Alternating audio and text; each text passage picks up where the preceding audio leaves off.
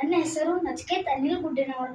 ನಾನು ಓದುತ್ತಿರುವುದು 5ನೇ ತರಗತಿ. ನಾನು ಹೇಳುತ್ತಿರುವುದು ಪಾಠ 1, ಒಟ್ಟಿಗೆ ಬಾಳುವ ಅನ್ನದ್ದು. ಒಂದು ಹಳ್ಳಿ ಇತ್ತು. ಆ ಹಳ್ಳಿಯಲ್ಲಿ ಒಬ್ಬ ರೈತನಿದ್ದನು. ರೈತನಿಗೆ ತನ್ನದೇ ಆದ ಪುಟ್ಟ ಹೊಲವಿತ್ತು. ಹೊಲದಲ್ಲಿ ಬೇವಿನ ಮರವಿತ್ತು. ಬೇವಿನ ಮರದ ಕೆಳಗೆ ಹೇಗೋ ಏನೋ ಒಂದು ದೊಡ್ಡನೆಯ ಗುಂಡನೆಯ ಕಲ್ಲು ಬಂದು ನಿಂತಿತ್ತು.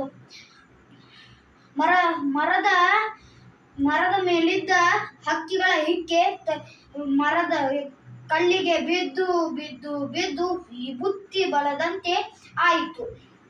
ಆಗ ಅದಕ್ಕೆ ಅಮ್ಮನ ಕಲ್ಲು ಎಂದು ಜನರು ಕರೆಯಲು ಪ್ರಾರಂಭಿಸಿದರು. ಅದರ ಪಕ್ಕದಲ್ಲಿ ಬೇವಿನ ಮರವಿತ್ತು.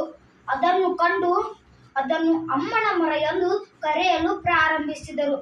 ಒಂದರಿಂದ ಇನ್ನೊಂದು ಸುಖವಾಗಿ ಇರುವುದರಿಂದ ಎರಡಕ್ಕೂ ಕಂಟಕವಿರಲಿಲ್ಲ. ಒಂದು ದಿನ ಇದು ನನ್ನಿಂದ ಇನ್ನೊಂದು ಸುಖವಾಗಿದೆಯೇ ಎಂದು ಎರಡಕ್ಕೂ ಜಂಬ ಹುಟ್ಟಿಕೊಂಡಿತು. ಅವಾಗ ಅಮ್ಮನ ಬೇವಿನ ಮರ ಹೊಂದಿತು, ನಾನು ಅಮ್ಮನ ಮರ, ನನ್ನ ಕೆಳಗೆ ನೀನು ಇರುವುದರಿಂದ ನಿನ್ನನ್ನು ಅಮ್ಮನ ಕಲ್ಲು ಎಂದು ಜನ ಕರೆಯುತ್ತಾರೆ. ಕಲ್ಲು, ನಾನು ಅಮ್ಮನ ಕಲ್ಲು, ನನ್ನ ಪಕ್ಕದಲ್ಲಿ ನೀನು ಇರುವುದರಿಂದ ನಿನ್ನನ್ನು ಅಮ್ಮನ ಮರ ಎಂದು ಜನ ಕರೆಯುತ್ತಾರೆ. ಹೀಗೆ ಎರಡೂ ವಾದ ಮಾಡುತ್ತಾ ಕಲ್ಲಿಗೆ ಸಿಟ್ಟು ಬಂದು ಉರುಳಿ ದೂರಕ್ಕೆ ಹೋಗಿ ನಿಲ್ಲಿತು. ಒಂದು ದಿನ ರೈತ ತನ್ನ ಮಕ್ಕಳೊಡೆಗೆ ಉಳುಮೆ ಮಾಡಲು ಹೊಲಕ್ಕೆ ಬಂದನು.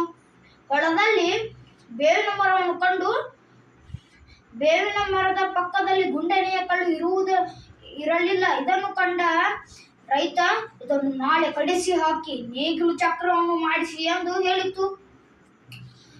ಕಲ್ಲು ದೂರ ಬಿದ್ದಿದ್ದನ್ನು ಕಂಡ ರೈತ, ಇದನ್ನು ನಾಳೆ ಕಲ್ಲು ಒಡೆಯುವುದರಿಂದ ಒಡಿಸಿ ಹಾಕಿಸಿರಿ, ನೇಗಿಲು ಚಕ್ರಕ್ಕೆ ಉಪಯೋಗವಾಗುತ್ತದೆ ಎಂದು ತಿಳಿಸಿದರು.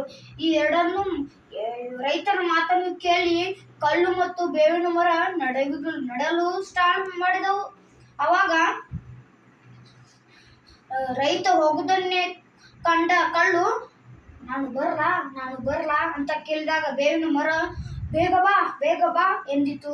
ಅವಾಗ ಮತ್ತೆ ಎರಡು ಸ್ನೇಹಿತರಾದವು.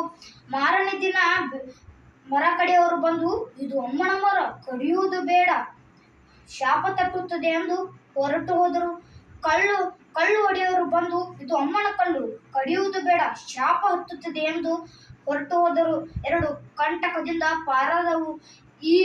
ಈ ಪಾಠದ ನೀತಿ ಏನೆಂದರೆ, ಎಲ್ಲರೂ ಒಟ್ಟಾಗಿ ಬಾಳಿದರೆ ಸುಖ ಇರುತ್ತದೆ, ಒಗ್ಗಟ್ಟಿನಲ್ಲಿ.